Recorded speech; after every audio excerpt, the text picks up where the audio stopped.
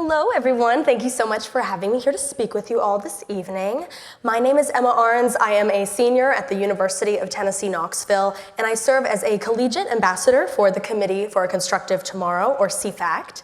I'm also very heavily involved with other conservative groups on campus, and a lot of what I do revolves around organizing events and encouraging other students to engage in conversations about politics and policy issues, especially those revolving around the climate and energy through my efforts with CFACT. And I want to start off by, saying something pretty obvious. Of course, I am no climate scientist, right? I'm just a student, which means I am constantly on the front lines with other students almost every single day. So my perspective may be a bit different than those you've heard throughout the past couple days. Of course, over the 9 months or so, I have gotten the opportunity to learn extensively about the climate and environmentalism through my work with CFACT. But I've also been able to explore the underlying issue of engaging the next generation on assessing the state of the climate. Excuse me. And especially outside of what they're used to seeing what they're hearing from professors, social media, or just the general environment on campus is all the same rhetoric. And I think that part is very important because students aren't coming to this issue from a completely blank slate. They're already being exposed to certain ideas, certain framing, certain conclusions before they have even had the chance to explore it on their own. And most times this comes from the grade school level even. So when I started as an ambassador, I came into this topic myself with very limited understanding of climate change, especially with what was happening at a policy level. It just wasn't something that I personally had spent a lot of time thinking about or researching on my own. I was much more focused on issues that felt more immediate to me, like things that I was already involved with on campus, promoting faith, family, values that I could clearly connect to my daily life. And those conversations were a lot more accessible. Climate and energy policy, on the other hand, they felt more technical to me. They were a bit more abstract and honestly a little distant from the average college student. It didn't feel like something that directly impacted me in a way that I could immediately see. And I think that that's where a lot of students are. They're not necessarily opposed to hearing more, they're just not engaged. But when I got involved with CFACT through another student ambassador, my perspective on that started to change. Because instead of just hearing about an issue in a general or abstract way, I started to see how it actually connects to the things that do affect us. Things like energy costs, economic opportunity, infrastructure, and even long-term stability. And once you start to make those connections, the issue stops feeling so distant, especially to young people. It becomes a lot more real and personal. So that shift from seeing something as distant to seeing it as relevant, it's something that I experienced, but I have also seen it be experienced by fellow students, fellow ambassadors, and the peers on my campus. Since then, my role as a CFACT ambassador has been pretty simple. It's very fun. I get to host a bunch of events, I table on campus, I talk to students, and I try to create opportunities for people to engage with ideas that they might not normally hear. And what's been really interesting is that I've been learning about these issues at the same time that I have been trying to explain them to other people. So a lot of what I have come to understand and what I assume other people have come to understand isn't just from reading or studying, but actually from having those on-the-ground conversations. From seeing what resonates, what doesn't, what sparks curiosity, and what people tend to ignore. Throughout CFACT's collegiate network, this isn't just happening at the University of Tennessee, where I go to school. It's happening across the country. So what I want to share today isn't theory. It's what I have actually seen play out in these conversations and through my work as a CFACT collegiate ambassador. So zooming out a little bit, this isn't just happening at UT, of course. This is a national network. CFACT's collegiate program has 43 student ambassadors across 22 states. Each of those students is doing the same kind of work that I'm doing on campus. They're hosting events, they're tabling, they're having these productive conversations on their campuses. And on average, students host about 2 events per semester, per ambassador, sometimes even more. I've hosted over 7 events in the past year, so I truly do love it. Thank you.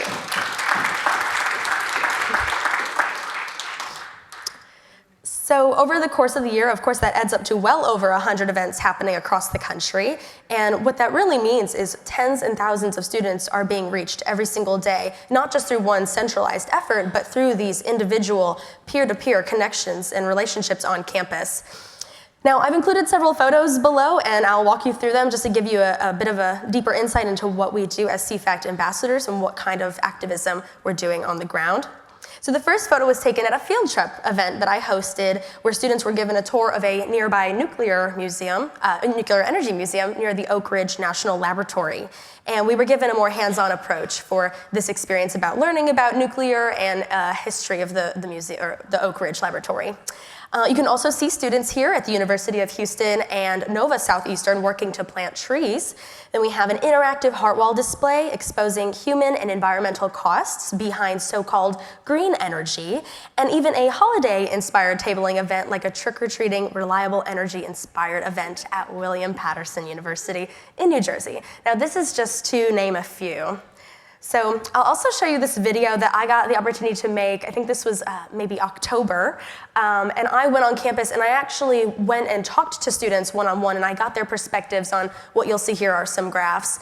And we just had these conversations. You know, I'm able to meet students where they are because I'm also a student, and I think that really gives a different perspective than what people are used to hearing in the classroom and feeling like they have to trust their teacher. So they were able to get a different perspective here. So I'll let you watch this now. Hey guys, it's Emma Arns with the Committee for Constructive Tomorrow Collegians. Today we're here at the University of Tennessee asking students what they think they know about climate change. Hi, and what is your name? I'm Anna. Joseph. I'm Colin. Mila. I'm Justin. I'm Megan. Logan. Do you believe in climate change? And if you do you think humans are the primary drivers of climate change? Oh yes, definitely. I do believe that climate change is real. Yes, I believe in climate change, and yes, I believe that humans are the primary driver. Yeah, probably. Okay, what makes you say that? Where do you get your information on climate change? Just hearing it on TikTok and stuff. Probably the news. Well, a lot from biology class. Probably my high school teachers. It's probably like chemistry and biology teachers, yeah. Probably just social media. Well, mostly like science forums and Okay. news articles are definitely where I've mostly seen it. And why do you believe humans may be the primary drivers of climate change? Because all the factories that spew out methane, carbon dioxide, all that stuff. Gases and whatever, going on. Everything that we contribute. Plastics, our use of fossil fuels, all of that. I am going to share with you a graph here that we have. So if you look at this, this graph from the Washington Post, this is scientific data from the past 485 years tracking the temperatures on Earth since obviously before humans. So if we look at the spikes before human life, way on this side, do we really know for sure that if today's warming has to strictly do or primarily do with humans and human activity if we saw that in the past before humans existed? I don't know. I think it's interesting. I didn't know that there were spikes before. Guess not. I guess it doesn't mean that it might only be humans. This is a graph of the CO2 levels over the past 350,000 years. So you can obviously see that there's different spikes and drops, so rises and falls throughout the cycles, and these are long-term cycles. This is before factories and cars and the Industrial Revolution. So if we see the temperatures move like this and the CO2 levels move like this before humans, can we really say that humans are the primary drivers of something that, right? I guess not. That's cool. I actually did not know that. Well, then that kind of like makes everything that has been getting warmer fakes. That's interesting. I didn't know that.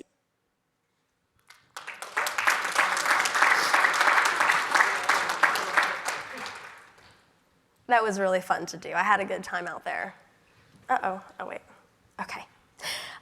So as you're familiar with, before students even have a chance to engage with the issue of climate change on their own, there's already a narrative in place. You saw it with these students here. They have heard things from scientific forums and through their TikTok and whatever else. So a lot of students are told that the science is settled. I think we had another panelist mention that before. There's already a clear, correct way to understand the issue, and they hear this most times even before they enter college through this indoctrination pipeline that works its way all the way up to higher education. It's not something students are encouraged to explore, it's something they're expected to accept. And on top of that, it's presented as very urgent, sometimes even moral, where questioning it feels more like not as much of a conversation, but more like they're going against what is expected, against the grain. So instead of students asking questions or trying to understand different perspectives, a lot of them are focused on saying the right thing. And I have unfortunately seen this across the board with more conservative-leaning students in classrooms with progressive professors, climate-related or not. So what you end up with is not a lot of real discussion. It's a situation where students are stepping into a conversation where the conclusion already feels decided. So when you have an environment like this, what becomes really interesting is what happens when you actually give students the opportunity to engage differently. And for what I have seen, engagement doesn't always look the way that people expect it to. It's usually not formal, it's not long presentations or structured lectures like this one I'm giving you now. Most of the time, it's much more interactive, it's a lot more simple, and like the examples I listed earlier and the ones you can also see here. It's hands-on experiences, like visiting places where students can actually see energy and technology in action. It's campus tabling, where you're watching students in between, or you're talking to students in between classes, just starting those conversations on real low, casual, low pressure kind of ways. And it's those peer-to-peer conversations where students are much more open because they know that they're talking to someone that's their own age, someone that can meet them where they are, and they expect to have the same experience growing up. We've all seen the same things on social media and heard the same things in their classroom. So it is a different way to get an approach from someone else. What I have found is that these settings completely change how students respond. Instead of feeling like they're stepping into a debate or that they have to defend a position, they're just having a conversation. And that lowers the barrier to engagement a lot. I've had many students come up when I'm tabling, just out of curiosity, sometimes because something caught their eye, or maybe we're giving away some free food, which always seems to work with the young people. And they end up staying to talk or grab some literature and learn more. And they usually don't do this because they came with real strong opinions like these protesters that came in earlier. They just want to learn more. They're interested in seeing something that doesn't necessarily have the right answer plastered all over it like they're used to. So this is a very important distinction. I think when engagement feels accessible, students are much more willing to participate. And those are the moments when something actually clicks. So once you start to see that kind of engagement happen, the next thing you notice is how students actually respond. And this is where I was a bit surprised as an ambassador, because going into this role, I expected a lot more disagreement, a lot more pushback, a lot more students ready to argue their position. But most of the time, that's not what happens at all. What I see much more often is curiosity and sometimes even surprise. So students will come up, they'll start engaging, and they'll say things like, I've never heard that before, or I didn't know that. Those are really good. We love to hear that. We love to see that students want to learn more. And what I have realized is that a lot of students who follow the typical climate narrative, they aren't necessarily coming from a place of deep understanding. It's more that they have consistently been told that over the years. So when they hear something different, they're not always ready to argue against it. And a lot of the time, they're just trying to process what you're saying and say, oh, okay, that's something I have not heard before. I've talked with other CFACT campus ambassadors across the country. They've seen something that I have as well, which I think is very important, and that is apathy. A lot of students just don't care to engage at all, and I've seen that with, of course, climate, but also across the board. Even in other organizations I'm involved in, whether it's Turning Point USA or pro-life advocacy groups like Students for Life, there's just less overall interest in getting involved. So I started asking myself, if students aren't strongly opposed to a new idea, but they're also not engaging, then what actually gets through? Because even if climate change isn't something students naturally prioritize on their own, they still care. They care about the environment. They care about doing the right thing. They want to understand what's going on and how they can actually help. And that's where the solution to apathy really starts, and I think you can actually see that play out in real time on campuses. I've had students walk away from conversations saying they learned something new, or how they hadn't had that thought before. They had never seen these graphs that they did in the video. They had never heard this perspective before. And I think even on topics you might expect students to be a bit more resistant on, like nuclear, for example. We're seeing a lot less resistance and a little bit more interest in those than you might expect. And I think that's where CFACT's role becomes really important, because as ambassadors, we're not doing this alone. CFACT provides us with the resources, the information, the support to actually have these conversations in a productive way. So stepping back from those individual conversations, I think there are a few broader challenges that really shape how young people engage with the issue of climate change. And honestly, a big part of that is that students just don't see it as something that matters to them. They're focused on what's directly in front of them, their social life, their relationships, their classes. Climate change is just often framed not as a policy issue, but a moral one. And with that, it tends to fall to the bottom of the list when they have friends that tell them there's only one way to think. There's only teachers that tell them there's only one way. The science is settled and there's only one way to believe.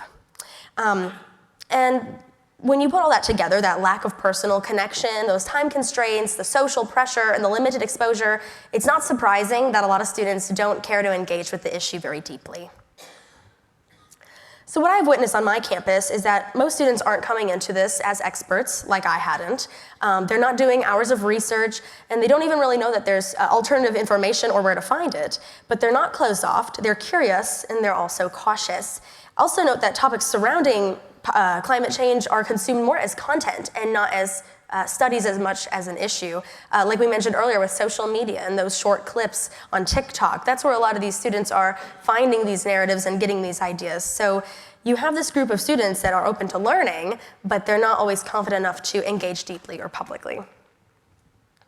And what's really led me to think about the biggest takeaway, the biggest barrier, it isn't opposition, it's apathy, right? Like I mentioned before, students just don't feel that this issue is as immediate to them as others might be. So when something feels both distant and complicated, the natural response is to disengage. And I've seen that over and over again. Not that, disinterest, but just, or disinterest rather than, disinterest rather than not caring. Because from what I've seen, when you take the time to make something relevant, to simplify it without dumbing it down, to make it eye-catching, and to approach it through conversation instead of lecture, that apathy actually starts to break down. I've seen students go from completely uninterested to genuinely curious just from a short casual conversation, and I think that's what's most encouraging about my role. We're not trying to force in that engagement, but to create the kind of environment where students are presented with the facts, and that encourages them to actually want to engage in the first place. So if we want students to engage with this issue, we have to make it real for them. Not abstract, not distant, but something that they can actually see in their own lives. And from what I have seen, this happens when you connect it to things they already care about. For example, energy costs. Most students aren't thinking about energy policy in theory, but they're thinking about how everything is super expensive right now. Whether it's the gas prices or the utility bills at their apartment or what their families are paying at home, those are the real tangible impacts. And I've also seen the same thing for jobs and economic opportunity. Students are constantly thinking about what they're going to do after college. What industries are available for them after graduation and what opportunities exist. So when you connect climate and energy policy and to job creation, innovation, long-term economic growth, it becomes something that directly impacts their future, and it becomes that more personal idea. So I think that leads us into what the goal really should be. A lot of the time, people assume the goal is persuasion, getting students to immediately agree or to change their position. But from what I have seen, that is not always the most realistic or even the most effective approach. The goal is exposure, giving students the chance to hear something different than what they've consistently been exposed to. Because for many of them, that alone is new. It's also about that conversation, not talking at students, but talking with them.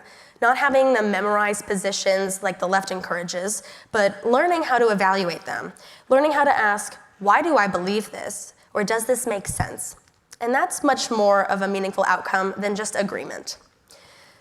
So when students can think through an issue on their own, they're much more likely to stay engaged with it long term. The goal isn't to force a conclusion, but to create the kind of engagement that gets students thinking in the first place. So if I could leave you with one final thought, it's this. Students don't need more messaging. They don't need more conclusions handed to them before they've had a chance to think for themselves. What they need is the freedom to think.